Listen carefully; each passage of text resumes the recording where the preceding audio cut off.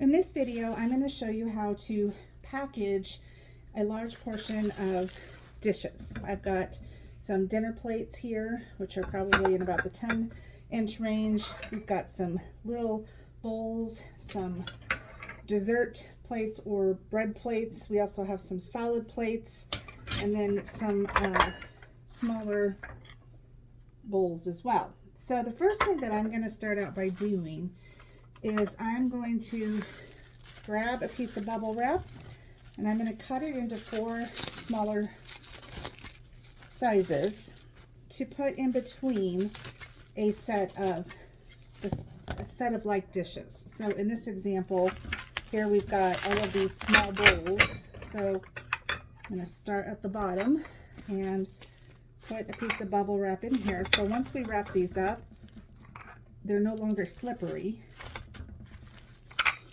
and less chance of them moving at all. So I will continue with that. And as I'm continuing to cut the squares, what I'll talk about next is the size boxes that I want in order to put the smaller dishes in a smaller box that will then go in a bigger box, because it's important to package a box within a box when you have breakables. And in this case, I'm going to start out with an 8 by 8 by 8 box and see how that does. I usually work with some smaller boxes, and I do have some smaller boxes that I can also work with, but I think I'll try the 8 by 8 by 8, because as long as you've got them wrapped really well in bubble wrap and then really tight inside the 8 by 8 by 8 box and they can't move around, then you should be okay. So we're starting out with the smaller dishes. There's quite a few of these, so it looks like I'm going to need another square.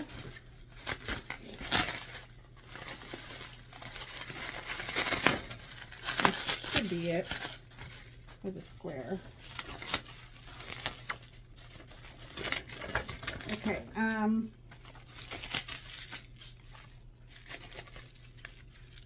Okay, so we've got another one here and here. You know, and the other thing you might consider, because there are quite a few of these, is actually not wrapping them all up together, but doing half and half.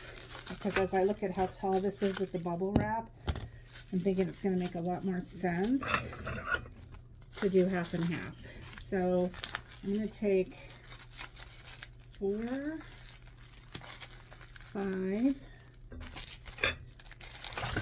6. 1, 2, 3, 4, and then I think there's 7. So next thing we're going to do, that kind of bubble wrap. So now we're going to move to a different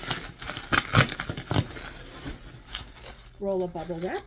And in this case, I'm going to cut a big enough piece that it will go around the 6 bowls pretty healthily. Okay, so here's where we've wrapped them in bubble wrap. And now we're going to put them in a bigger piece. Now, it's important that the bubbles go on the inside, because that's how you give it the extra padding, that's the point of the bubbles. So we go ahead and wrap this around. And you want to, you want to make sure it's nice and bubbled. So I do a big enough piece to make sure it is nice and bubbled. And then you're going to tape it.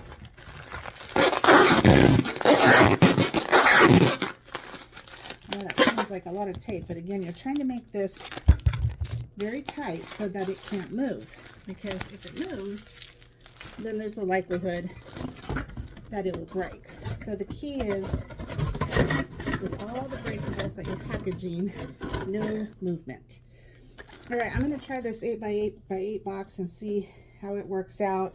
It'll probably fit a couple different sets of the smaller plates, and then the bigger plates, what I've done is I've grabbed a longer, flatter box for those. I don't know that they'll all fit in this box. I have 2 of these.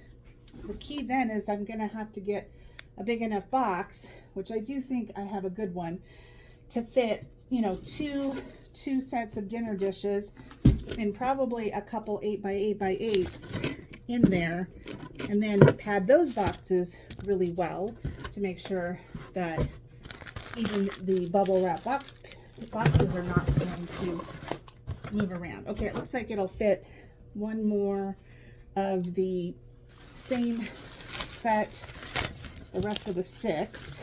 So I'm just going to do that real quick.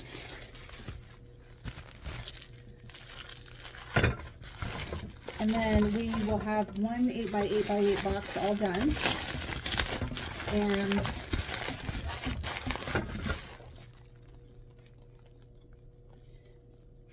with that, and I would probably just keep going with the smaller dishes first.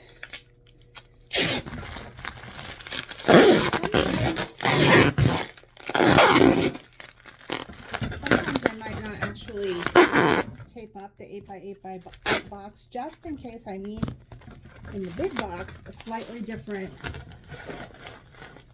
configuration. Then I can try some other types of boxes. So I'm gonna, for now, go ahead and leave that open. I'm not going to tape it up, and I'm going to move on to some smaller dishes. So you don't have to continue to watch this. Again, I'm just going to note that I've got some flatter boxes for the dinner dishes. I'll keep going with the 8x8x8 for the smaller dishes. And then if I need to change the configuration, I can. Keep using the bubble wrap. If in the box, once you put the bubble wrap pieces in, there's any movement, you need to put paper on the sides or on top to make sure there's no movement, absolutely none. And that's true when you put all the boxes inside a bigger box. You want to make sure there's no movement. So those are the key takeaways in terms of wrapping up breakables. You should almost think about it like if you're up on a second story, that you could drop the box and it would be padded enough that it wouldn't break. And I know that seems a little bit extreme, but if you've seen male persons throwing boxes, you know that you have to pad it in a way that if it gets thrown, it's still going to make it to the other end. So that's our tip on wrapping breakables.